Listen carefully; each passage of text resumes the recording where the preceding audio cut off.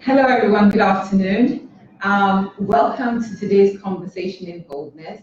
I am Lucy Quist and I'm so pleased that you've made the time to join us. This afternoon we're expecting Isaac Sesi. Now Isaac unfortunately is running a little bit late because he had a problem with his car and he's going to come and tell us all about it.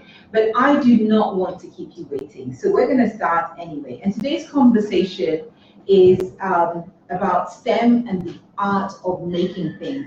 And I really hope that that title has intrigued you, has made you furrow your brow like I'm doing, has made you question, what is she talking about? Any questions you have on the subject or anything that comes to mind along those lines, please write in your questions and I will be taking those questions. So while we are waiting for Isaac, I'm going to tell you a bit about my own story, my own journey of how the use of STEM to make things actually impacts lives. And as many of you have heard me talk about, I'm an electrical and electronic engineer. And as part of my engineering training, I had to learn how to actually practically use engineering to make things. And I remember my earliest memory of making things as a young engineer at university was when we had to work in the machine shop and we had to craft our own vices. So vice is a tool that you use to hold things in engineering. We made our own screwdrivers, we made our own toolboxes, our own circuit boards. So when you make things, you start to realize that actually all this knowledge that I've acquired from studying engineering can actually be used to make things that are useful. I mean, a screwdriver sounds relatively basic and most people will just buy a screwdriver, but what does it take to make it? And how did the first people who made screwdrivers come up with screwdrivers in the first place? And the other thing that I learned was around the actual manufacturing process. So I spent 10 years of my career in the automotive industry at Ford Motor Company, and we were very specifically, as you can guess, making cars. Again, to make a car, all those parts in the car came to us from different, not all of them were made by Ford. Many of them were made by different companies. So for instance, some of our seats came from a company called Johnson Controls. There was Valeo in there. But ultimately, what each company did is take an idea and make it into something. So for instance, if we needed a headlamp had to be manufactured by a company. And they have to put in all their engineering knowledge and know-how into how you actually fabricate the glass, put the right lighting, what kind of luminosity, but all these calculations come from science and from the fact that we are taught in, say, physics, how the current that flows into a bulb produces a certain luminosity, and so we need those settings. Equally, for instance, the wheel arch of a car, which is the part of the car just under the car where the wheel sits, and it's sort of a metal arc that sits in there. When we used to make those were made in-house at Ford, and when we used to make those, we used to stamp them through the process. So you start off with a relatively flat sheet of metal, and each stamping machine stamps and bends it a little bit, and another one, the second step, bends it a little bit, and then another one bends it a little bit. Now, the reason why you don't do the entire bending in one go, and you bend in stages, is that the tension and the pressure that you apply to the metal, if you try and achieve the entire bend in one go, you break it. And so you have to do it gently and tease the metal into the shape that you want it to be. And so these sorts of lessons and stepwise approaches and so on that come into manufacturing a car, as an example, is very relevant when it comes to what we're going to talk about, because it's the same kind of thinking where you build up on things. And I'm sure many of you, for instance, have read quite recently about the opening of a manufacturing plant in Rwanda. Volkswagen has started an automotive manufacturing plant in Rwanda. And again, what I admired about that story is that it meant that Rwandans had to invest and send people out and over a number of years build the skills and the capacity for people to actually manufacture in the country. Now, again, thank you for joining, because I think Isaac has just sent a message to say he's just around the corner. So we will talk more directly about the art of making things in the context of Ghana and the AgriTech sector. One conversation that I've been having a lot, along with this conversation of manufacturing, is our big discussion in Ghana now about setting up factories. And I know that from a headline point of view, we're all extremely excited, and we want to hear about when factories will be open, when factories will be set up and open, who will work there, when will work there. And when you're having these conversations, I would like to personally encourage you to include in there the skills that we need. You know, what are the skills required to operate a factory? Different kinds of factories. I give you the automotive example, but say you're in a factory that processes food. What kind of food hygiene requirements do we need? Do we have enough people with the skills to manage food hygiene? How about quality control? I mean, that was a big thing for us when we were at Ford Motor Company, managing quality control and ensuring that each piece that you made of the same part met the same quality standards. So that's some food for thought. I hope it's jogged your memory enough to give you some feed into the questions you have to raise. And in the meantime, let's welcome Isaac. Isaac is barely going to get to catch his breath, so come join us, come sit down. Welcome, and please say welcome to him for me. It's been a mad dash, right? Yeah. Catch your breath. Yeah, do you want to breathe a second? Yeah. Okay, sure. and tell everyone in the camera why we're delayed. Hi everybody. Sorry for being late. The car broke down on the way, so engineers have to scramble some. So what happened? Did you fix the car yourself? No, I got a taxi. Oh no, so you've left the car? Yeah. Oh no! Well, thank you. We thank you very much, Isaac, that in spite of the challenge of getting here, you made it anyway. Thank so you. Isaac, I've given people a little bit of a brief when it comes to making things from a manufacturing point of view. I haven't really talked about it in terms of an art form, but before we get into that, and as everyone thinks about their questions, why don't you tell us all a bit about yourself? Okay, so I'm Isaac Sesi, and I'm an engineer. I'm a software developer, and I'm an entrepreneur as well. I run a number of startups, which are mostly engineering related, and I'm into STEM a lot, so I run a non-profit which is into helping young students acquire knowledge in science and technology so that they could develop innovative solutions to problems around them. Yeah, so okay. Brief. So so thank you for that brief. So how did you get into all of this? Because you told us about your engineering background, your software background, then you told us the various things you're doing. So how did you end up doing these things? Well, from the beginning, I had always wanted to be in engineering, and that's where my interest was. So, why did you want to be in engineering? Well, it was just the things I was good at. When I was a kid, I used to play with things a lot, destroy things a lot. I got whipped many times. Yeah, I got whipped many times for destroying everything in your house. Yeah. But always the children who are tinkering with things, they're the ones who are going to be the creators. Yeah. Usually that's what it turns out to be. Okay, so then that's where you developed your interest. Yeah. And then you went on to study engineering. I went on to study engineering. Okay. And I decided to. You went to KNUST? Yeah, I went to KNUST. Which hall were you in? I was a fellow. Sorry. Yeah, I was in Katanga Hall. Oh dear, Yeah. oh dear. I'm sure you're nothing like what we've heard about, but anyway. Oh, no. I'm sure you are hearing what's going on there. I am, and we're going to say, since I'm not from the hall, I'm not going to say anything, and I know for those of you who it's dear to your heart, you have your opinion. Yeah, I think I should. You shouldn't say anything about it. Good. Yeah. So tell me about these areas that you got into. How did you get into these various fields?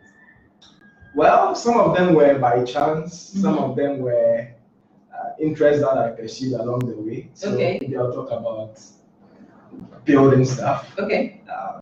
Right from primary JHS, I told you I like tinkering with stuff. So back in primary, we build this boat that was going to put on water, and we put the motor at the back, and the motor will be turning in the move. And this is like in your own playtime? Yeah, this was like during school hours, break time, put some paper together, and it was really cool. So I started getting interested in it in SHS. I met people who were building things and I was really hooked immediately. So I started learning from them, built dishwashers, built microwaves, built really, really cool stuff, transmitters, receivers, and it started from there. And around that time, we're just, building stuff for science projects, for exhibitions, and after that, you go park the project somewhere and forget about it. But I got into the university and I met like the same kind of people there.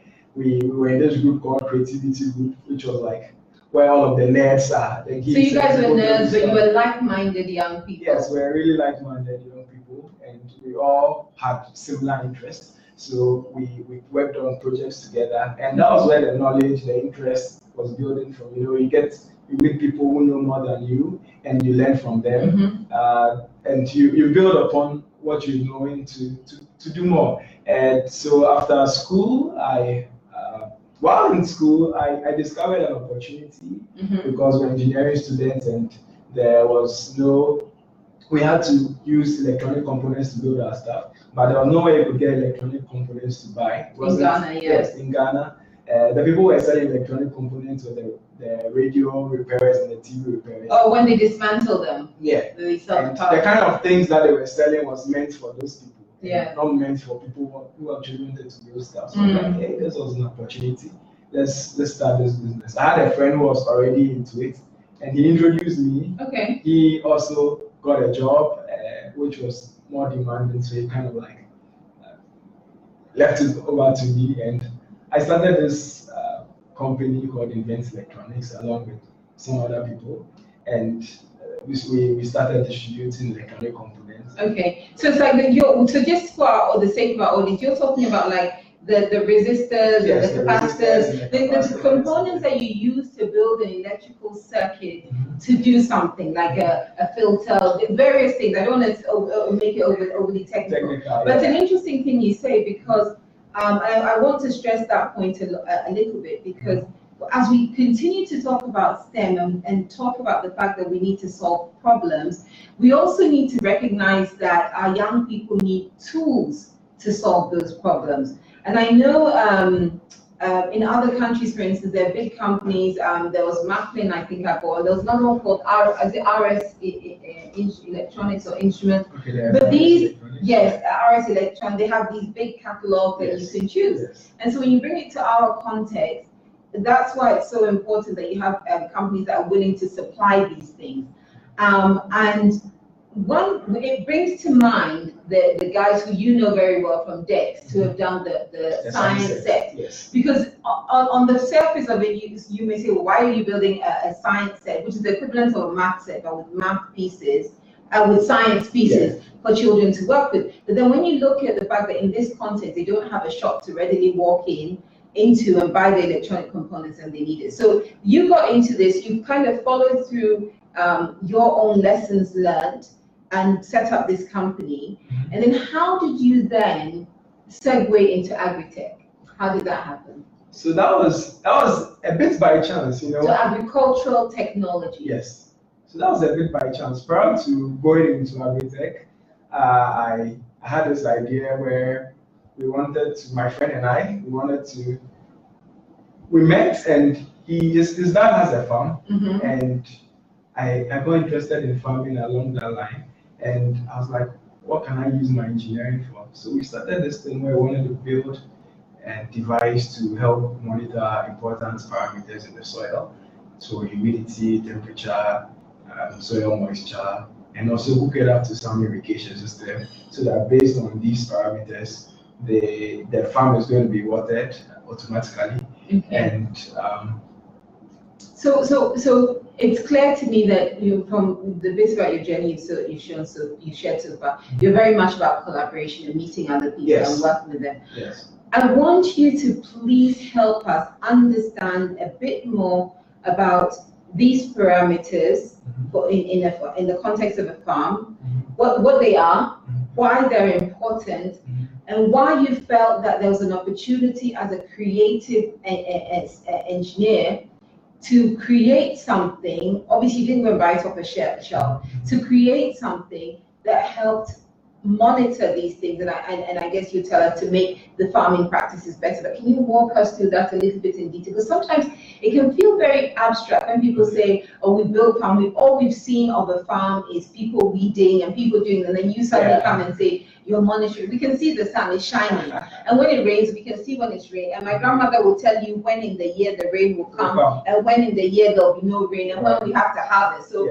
You need to explain to us why we need these ideas. So let me take it from the bigger picture. Okay. We live in Africa, and one of the major problems that is affecting us right now is the problem of food security. And statistics show that, or the FAO is saying that even if we are to FAO is what? Food and Agriculture Organization. Okay. So these guys are saying that agricultural productivity is really, really, really low in Africa. Yeah, the same. But let me clarify that. Okay. It is it's not that we don't have the land. It is what we get out of it, sort of a unit of land. Yes. Okay. So for the same piece of land, let's say you have 1 acre of land and it's producing 1 bag of maize. In somewhere else, let's say in the US, they can make that same 1 acre produce 10 bags of maize. Okay. So that's the productivity. Yes. How much you produce out of it. So you're saying, okay. Yes. And there's a global commodities. There are global food prices. So someone is producing 10 bags per acre, and you are producing 1 bag per acre, and you are selling on the same global market. Obviously, his prices are going to go lower than yours. So from that perspective, farmers are producing, but they cannot compete with. Well, for the same piece of land, he's making a fraction of the money. He's making a fraction of the money. At best. Yes, that is one. So I want this. Let me take it to the poultry side.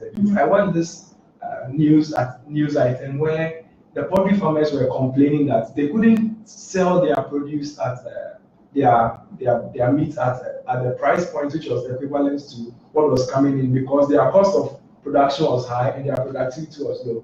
So that is the same thing. Now, in order to ensure that we don't have... So then they can't compete with imported meat that has been made, has been reared maybe a bit more productive, more output, yes. So the per unit cost is lower, so they can sell the actual meat at a lower cost. Yes. It's interesting. Yeah, I'm happy about that detail, because sometimes when we see local goods, we're very quick to complain that they're too expensive, yes. But there's the economics behind it that may, okay. Yeah, and no one is going to buy something expensive just because it was made in Ghana. I know. Produced in Ghana. I know. Yeah. Because our pockets are finite, yes. Yes. So. Yes. So back there to the productivity issue. Yes. We need, in order to ensure that we have a future where our children don't go to bed hungry, means that productivity has to drastically increase. In our agriculture. Yeah. We are used to methods which do not increase productivity. Okay. And technology is one of the main ways that we can increase productivity. Okay. There are so many things which go into the planting cycle, which affect the productivity at the end. So for instance, even the time that you water a crop, the time of how much sunshine is falling on the crop. All of these things are determinants of what you are going to get at the end. So this tech interventions are, they have a number of goals. One, to reduce losses, to increase productivity, okay? And then you can extrapolate from that and say, okay, then if we are going to increase productivity, it means we are going to get more yield, it means we are going to make more profits. You understand? It means that prices of food grown locally is probably going to reduce. You get it? So these tech interventions, for instance, if I'm measuring the moisture of the soil, I can know that, hey, at this point I have to water this crop. Okay. Now there are things called, there's something we call the crop protocol. Okay. So for instance, for each crop, from day one when you plant it, there are a number of things you have to do along the entire cycle of the crop. You understand? Now, so day one you have to do this, day two you have to do this. So are those the parameters you're talking about? Outcome there. Okay. Okay. So all of these things are things which can be coded into a device which can monitor all of these things and say, hey, today is day one, you have to do this. today is day 2, you have to do this. And you can even go a step further of automating all of those things which need to be done. So that some sort of machine gets the input that says, today's day 1, do X, today's day 5, do Y. Yes, yes. And at the end, you realize that what is coming out because of these tech interventions is more than what your average farmer is going to do with his head. So it's more efficient, yes. But also because it's more precise, it yields more. You take the guesswork out of it. Yes. So are you saying all our farmers need to become scientists? You don't need to be a scientist to actually leverage technology. Okay. Okay, you scared me there. Okay. No. Especially for our African setting, people who are developing these tech solutions are developing with the mindset that some of the farmers who are going to use these solutions are not people who are so literate. So you need to, from a user's point of view, design it in such a way that your grandmother somewhere can use it. Yeah, so simplicity of design. Yes. One of the... So sorry about that. We had some slight issues there, and we lost our connection. Isaac was just telling us about GravyCode. Yeah, I was telling us about GravyCode. Yeah. And this was to talk about simplicity in design, in terms of design. Intervention. Okay. Yeah, so what is GravyCode? So GravyCode is a device which helps farmers measure the exact moisture content inside their grains to help them prevent post-harvest losses. So what kind of grain? So are you talking about moisture in grain while it's still on the farm? No. Before storage. So while you are drying and when you are packaging in your bags to store. Yeah. So the moisture is one of the most important parameters which affects whether your grains are going to last even after. All grains? Okay. So most of the grains. Yeah, actually all grains. But then what GravyCode supports currently is the popular grains we have here. So we have corn, yellow corn, white corn. Then there is millet. Then there is cowpea or beans. So all the grains that we like to eat are covered by GravyCode at the moment. Most of them. Okay, we need to, and as far as I know, GravyCode is in production. So you've gone from idea to actually manufacturing it, and you have customers for GravyCode. Yes, we have customers. So tell us a bit about that. Okay. So should I still continue from the design point of view? Yeah, because we're trying to look at the using STEM to actually make things, to create things. So that's for me, that's the art form of it. That you in terms of the science, ABCD, the formulas and so on, we all go to school and we learn them. So STEM, we can all go and learn.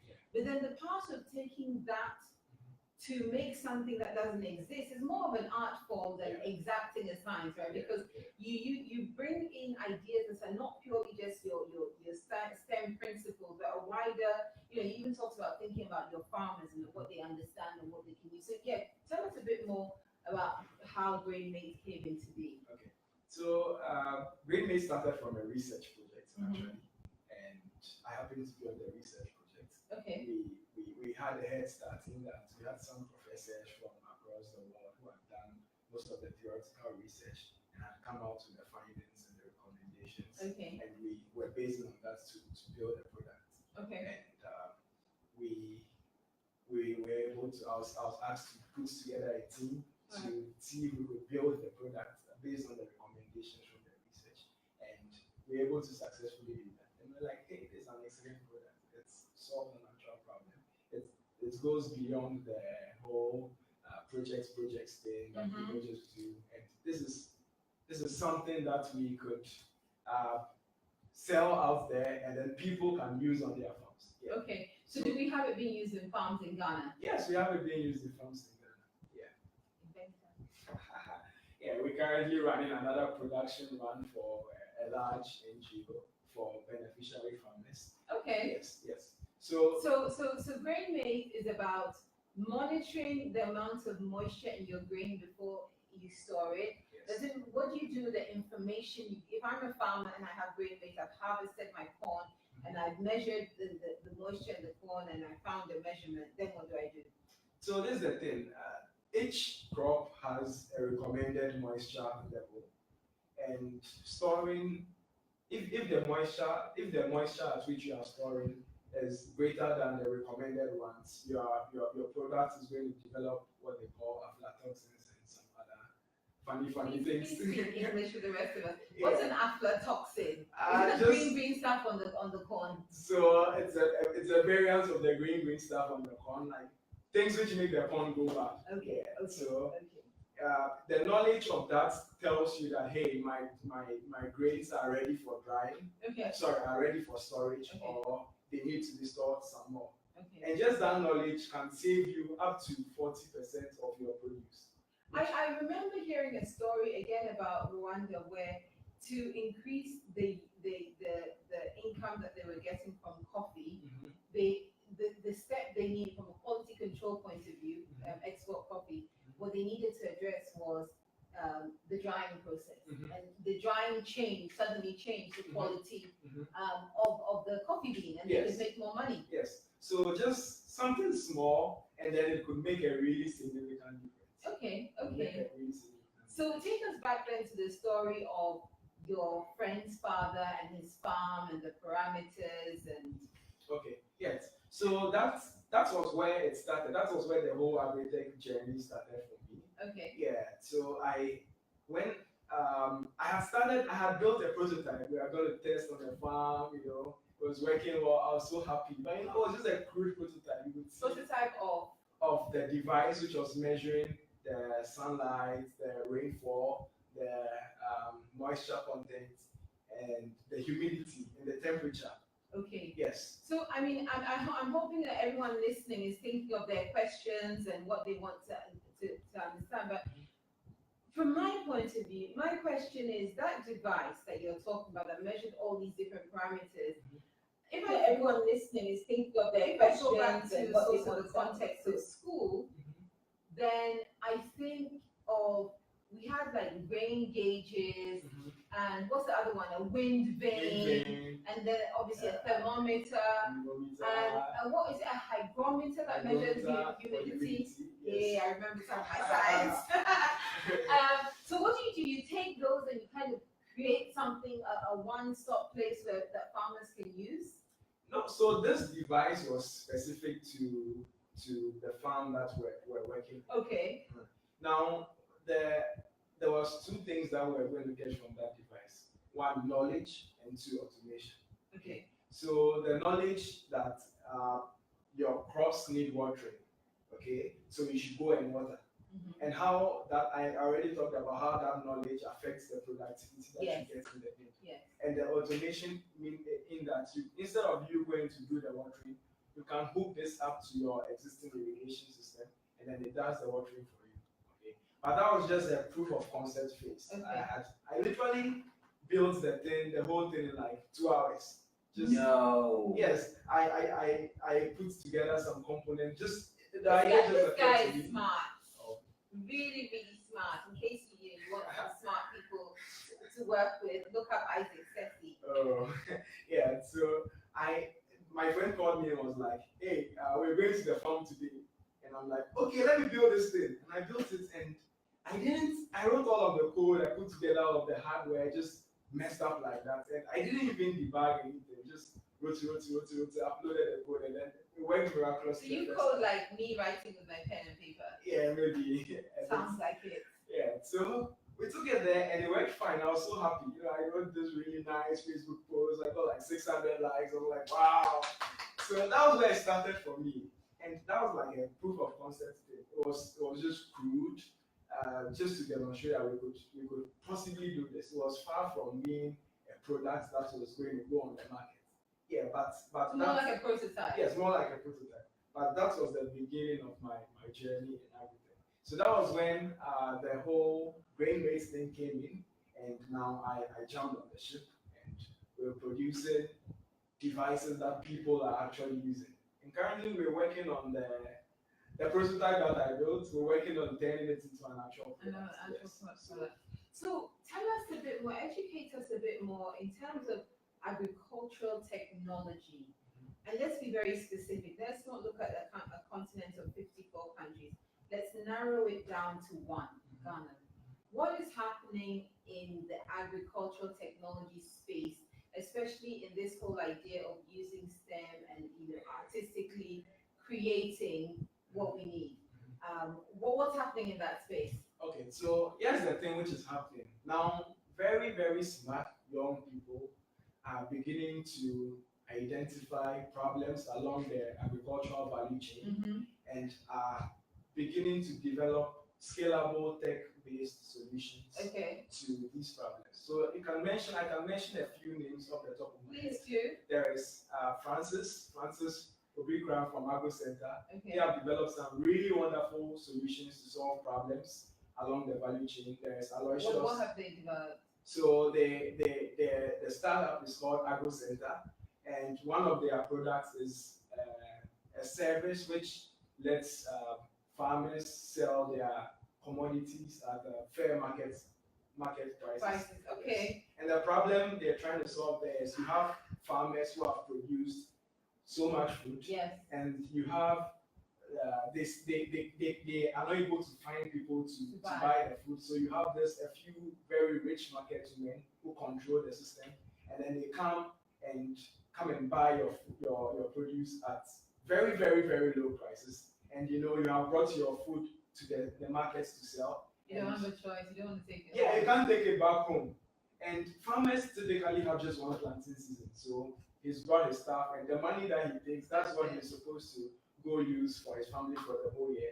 And this rich man comes and sees that, hey, this is the money, take it or leave it. And she's buying the thing for peanuts, and she's going to sell it for 4 times more. Okay. So without sounding like we're vilifying the market woman, what we're addressing is what I would call information asymmetry. So the farmer doesn't really have control of the final price. Yes. He's not even aware of, and so the market woman is trading on the lack of information. And this innovation helps address that information asymmetry and lack of transparency, so that the farmer can possibly argue for a fairer price. Because the market woman also has to make money, but the farmer also deserves a better cut. Is that a good summary? Yes. Okay. So that's one of the problems along the value chain. Okay. Then the other problem along the value chain is that you have this really big companies, food processing companies, who want produce, and they don't know where to get them, and they have to go import from South Africa or somewhere. Because they need to buy in bulk. They don't have time to go to one bag purchases. Okay. They need to buy in bulk. So this same Agro Center is making all of this produce available locally for these big players. So they're aggregating the supply. Yes, and then providing it to these players who can buy in bulk. The farmer also gets his money.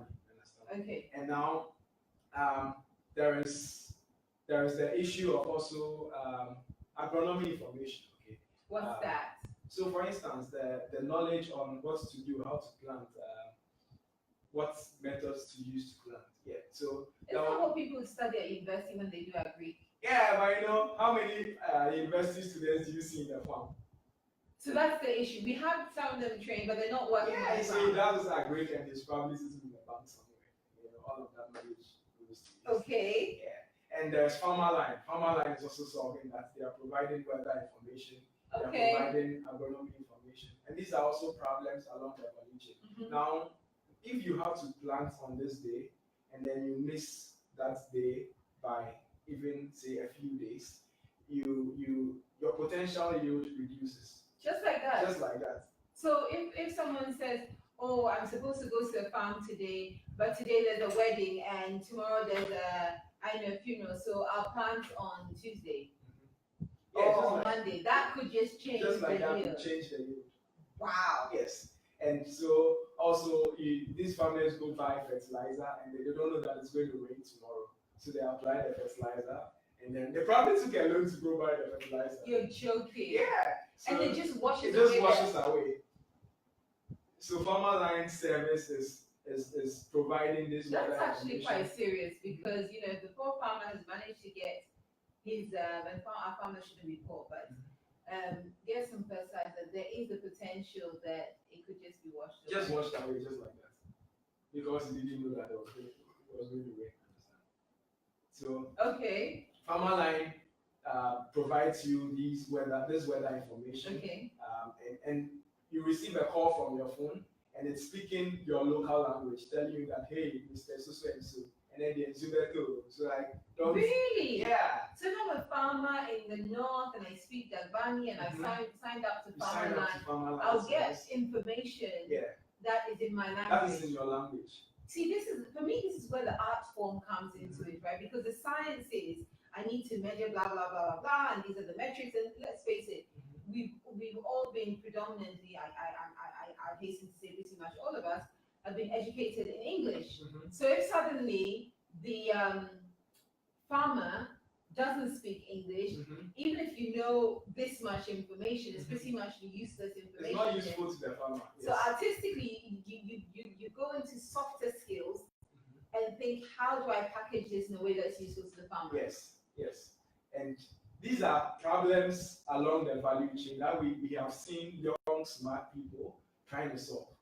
Okay. And how much is that growing? Because in the context of Ghana, are lots of young people getting into this? For instance, you talked about quickly writing code. I know lots of young people today are learning how to write code. Are you seeing more and more young people coming into this AgriTech space, which is really about improving yield and productivity and output of our farms, but equally they get to use their skills from an academic point of view to marry those together to give us the best output? Yeah.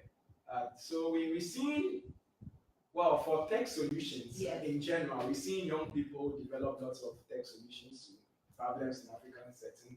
For agric especially, we are seeing, even though we're seeing people going there, it's been slower compared to... Why is that? Why is our entry into agricultural technology slower? Well, there is still this thing that in people's mind that agric is for farmers, like I'm a university student, I can go and do agric, that kind of thing. So there is that one. What is it? What is it? Is it like prestige? Is it I don't know, is it not seen as something a university person, or do people think they won't make money out of it? What is it about it? Well, it's changing. It's changing. I think it's a mental shift which is going to happen with time. But then, yeah, you see. What do we need to tell people to accelerate that mental shift? Then it maybe should be my question. I'm just looking on Facebook to see if we have any questions. Okay. But yes. So here's the thing: if you are looking for an area to make change, agric is one of the ways that you can really cause change while also making good money. Okay. Yes. But then, like Francis said, when we interviewed a few days back, you have to really be prepared to get your hands very dirty. Dirty, I mean literally dirty. Literally dirty, and there's a lot of background work involved in getting the solutions to happen. You don't just get up and then build something overnight and expect people to start using it. Especially if you are building AgriTech based solutions. It's not easy. Okay. One of the things which needs to happen is that people need to know how to use these kind of things, which means that there's a lot of operations intensive. It's operations intensive, and because of what is involved in it, people don't really like to go into it. If go ask Farmerland, go ask Agro Center. Even though you see the tech platform, they have people on the ground who are interacting day in, day out with the farmers. You understand? And so that is there. If you want to solve the problem, if you are looking for a way to solve a problem which has really far-reaching effects on lots of people, then agric is one way to go. But yes, really of course, because nutrition and having access to enough food is really a basic requirement for our well-being. We need to at least be nourished. Yes. As a start. We need air, we need water, but then we also need food too. And we don't want to see any of our children suffer from a lack of food. Yes, that's true. Okay, so we're getting young people coming in. Some are thinking it's not so cool. Some have a background in agriculture, but they're going into other fields. But that happens in every field. Yes. What do we need to do to accelerate this? How do we get AgriTech, this whole using STEM to make things as in solve problems in agriculture? How do we get that to move? Well, one way is to hold on a second. I think you have a plane passing. So let's give Isaac a second because there's a plane overhead. Yeah. Right, yes. How do we get more people into it? So one way is by creating awareness of the benefits of developing AgriTech solutions. Yes. The other way is by incentivizing people. You understand? Now, it's really good the direction in which the current government is going. I'm not trying to sound political, but Please don't. If something is good, you talk about Okay. it. You know, there are lots of it's become the government is trying to make it attractive for young people who are entering into agriculture. So is it then we all, however we're positioned in terms of what we do for a living, encourage young people positively to get into agriculture? Yes. I didn't get your question. No, what I'm saying is, do we all have a role to play in encouraging young people to get into agriculture? Yeah, so those of us who have the platform, who people listen to, could talk about these issues, you know. You like this, you have like over 100,000 people following you. If you say something, at the very least, some people are bound to take it, you understand? So we look at these opportunities, we look at these things that if we talk about, we know that, hey, maybe a few people will hear us, and then we talk about them. And hopefully people hear us, and then people also spread the message. Okay, so we want to support the using STEM to solve problems in agriculture. We can't just copy paste every solution because we need to customize it in ways that our farmers appreciate and understand. Yes. The majority of our farmers are still maybe not literate or semi-literate. So our solutions have to be things they can use. At the same time, we want to encourage young people who are literate and very well educated to get into farming as well. Yes. Because ultimately we want to solve the challenge of food insecurity, which is linked to yield and productivity. Yes. And I kind of pulled it all yes. in the right direction. Yeah. And let me talk about the STEM bits again. Okay. Let me talk about the STEM bits again. So about people who are developing tech solutions now, especially for programmers, people who have the technical skills. There's a big disconnect between having the technical skills and then solving a problem whose solution that people are willing to pay for. So being a tech person, I have been in so many places where you find people trying to build something cool and trying to find a problem which fits that cool thing that you are building. So I come up with my idea independently. You know, the idea sounds so cool to me. There are. Then you try and conjure some problems which probably do not exist, and try and fix them in there. You see that those platforms don't go far. You're just amusing me. I'm not joking. But then what happens? If you go to the MTN challenge, you see really, really wonderful, brilliant ideas. But then you see that a lot of these people are technical people who are not thinking of, hey, how do I actually identify a problem? So maybe people with other skills can join them and help them translate their brilliantly engineered idea. You know, you're an engineer. You see how engineers think? Yes. Yeah, engineers are thinking, hey, let me build this. They are not thinking of who's going to use this. Yes, so maybe they need partners who give them other ideas on how to actually make use of what they've got. So from the standpoint of view, you know that you actually have to consider whoever you're developing the solution for and go through the innovation process to speak to people who have the problem and understand the full scope of the problem, do your research, and then come up with something which solves the problem in a way that the user is willing to pay for, or in a way which creates value for you and creates value for the user. Do you think we should start from the user first? Yes, we should start from the user. Find out what their problems are and think, how do I solve it? Yes. We don't build things and say, hey, I have built something, use it and give me money. But sometimes we build things from the point of view of testing out a hypothesis, in the sense that we believe that something is useful, and we kind of make a case in our minds for the utility, but until we've made it, we can't prove or disprove the usefulness of it. Well, there are always, any young person who wants to start building stuff, one book that I recommend is the Lean Startup. So the Lean Startup will tell you that, hey, if you have an idea, then the least you can do is speak to someone even before you start writing something.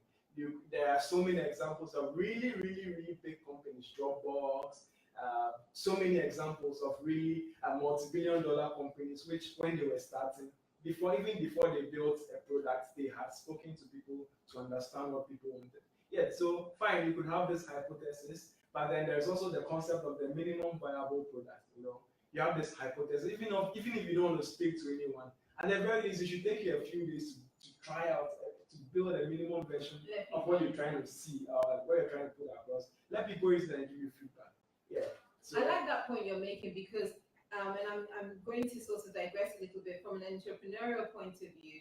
When people come up with things and they start making them, and then when they don't see a high volume of sales going through, they get upset, they go down the entire gear routes, blah, blah, blah. Sometimes you're supplying something for which there's no demand. yes, exactly. And if there's no demand, it can't be bought. So this is very important because I know it takes a lot of time, energy, effort, and dedication for an innovator to actually come up with something and make something. And your point is that before you go down that journey of spending all your time, all your money, everything you have on this thing, make sure there's a market for it. It's slightly tricky though, Isaac. I hear you, and I think from a business, if I put on my business hat, I fully agree with you that you need to identify a market before you go fully down the road of making things. But at the same time, we have one great example of a challenge to that, and I know it's an outlier challenge, right? But we all know that the world's first $1 trillion company was built on the notion that people don't know what they want. Well, like you said, it's an outlier. It is an outlier. So I'm putting that out there because there'll be people watching who say, oh, but you say that, but Apple, Steve Jobs says if you ask customers, they don't know what they want. So I don't know why you're telling me this. And we have to remember that even though that example is true and real, it's an outlier, which means that it is out of the norm. It's not what usually happens. And by and large, for the majority of people, we would suggest that you find out about your customer base. And it doesn't have to be local. It could be that you come up with an idea and you do your survey and you realize that a completely different country has a large chunk of the population who would appreciate this innovation. So we're not saying we're not limiting ideas by location, but we're saying find the market. Yes. Find the market. Find who wants it. Find the demand. Yes. Before you go building it. And if you happen to be building something which is hardware, it's so important because hardware is not easy. It's not easy, especially if you are building from hardware is not easy. It's not easy. And this thing that you talk about, supply, demand, and engineering, it makes me go back to my days at Ford. And one of the challenges we had was that as engineers, we wanted to build the most technically amazing components for the vehicle as we possibly could.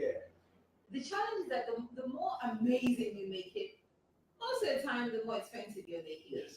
But the expense in and of itself is not a problem. The problem was that you were adding value in a way that people didn't want to buy. Right? And I remember one classic example. We came up with a brilliant idea that we would make one car for the world. So there was this one vehicle that was supposed to serve every market in the world. Except what actually ended up happening is that in every market, the customization needs varied. So I'll give you a very simple example. If you're selling a car in, say, most parts of Africa or India, if it's an expensive car, chances are that the person has a driver. If it's an expensive car, which means that the air conditioning actually needs to be strong in the back because the owner is probably sitting in the back seat, right? Same car when you're selling it in sort of a more mature market, what you find is that the car owner probably is the car driver as well. So from an air conditioning point of view, when he test drives, he thinks sitting in front, whatever I get is fine. Whereas in this kind of markets, you're gauging what am I going to feel at the back? And so suddenly this one car, it couldn't fit. And we ended up with so many variations that the cost of the one platform was inordinate. You just couldn't do it. Your demand was a mess. And so it meant that your supply was also a mess. It might have been better to have tailored cars for different markets. that hindsight is a wonderful thing. I mean, you go through it and then you realize Yeah, that, this brilliant idea wasn't entirely brilliant. So that's a really, really good point. Look, I said we have a few minutes left, about 3 or 4 minutes. And I want you as a young person, because when we have conversations with Boldness, what we're really trying to say to young people is that you have the power to boldly redefine what Africa should be. When you boldly redefine it, we want you to inform your mindset by the language that you speak, that you believe in it, like the way you're speaking, when you believe in it, say the things that are positive, say what is possible, say that I too can measure the parameters of a farm, then let it really influence your mindset. Because even today I was listening on radio and somebody was being very, very negative about something that's gone wrong and said, oh, and it doesn't matter, even if you change the people, it will be the same thing. It will be the same thing. Yeah, and it's like people are very despondent and they feel that change is impossible. With Bold New Normal, we're saying, no, actually, the change is in your hands and you can make that. So what would be your sort of, words to a young person watching who's thinking, I think, oh, well and good, but you have your nice glasses and your nice, things. You're just talking. How do you put the message across that this isn't just talk? Yeah, so for me, the reason why I write a lot about entrepreneurship, and the reason why I do that is I want to start from a place where it's not so impressive, so that you don't go like, oh, this guy, you are up there, you have your this, you have your that, you have your this, you have your that. But starting really from the ground, so I am just like you. I am no different from you. I have identified something and I'm trying to develop my own solution to it. You can also identify something and you can develop your own solution to it. So even right from here, even as you are young, it's really important that you do not just feel like hey, let me just lay back and let the smart ones do their things. Do you see the Anwamu thing?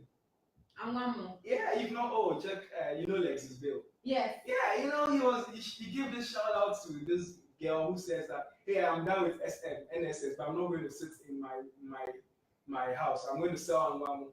And Lexus Bill just retweeted that. Hey, come and see. This company says I'm going to give you 10 bags of rice. I'm going to give you oil. I'm going to give you delivery. I'm going to give you eggs. I'm going to give you this. And just so much support just overnight. Just because you decide to say, hey, I'm going to solve this problem. Yes. I'm going to just not sit down there and be comfortable with what I am. And be unemployed. Yes, and be unemployed. I'm going to go out there and do this thing. Yes. And it's a bit disheartening and sad that people are not really interested in taking the initiative to do that. But hey, when you take the initiative, the rewards are there. Whatever problem you're trying to solve, it doesn't have to be as big as trying to change the world or build a new thing, but in your own small way, an initiative which is just out of the ordinary, yes, where you're not sitting down and just you just want that, hey, just want to be part of the status quo. Something that is you start on your own. Just start, just start. You don't need to have anything to start with. Yeah, and I guess those are the most important words that Isaac is saying to everyone watching. Just start. Yeah. Start. Take your idea and start. Do something. Once you start, just keep putting one foot in front of the other. You learn, you improve, you grow, but just start. Yeah. And any time that you feel disheartened, think about the young lady who left national service and decided that she was going to sell Anwamu. And look out for her, because I'm sure we're going to hear a lot more from her and about her. Yeah. Isaac, any final words? I think I just said my final words. He has. Yeah. Yes, just start. Just start. Just start is the final word. Thank you so much. Thank you everyone for joining us, and we look forward to seeing you again soon. Thank you. Thank you.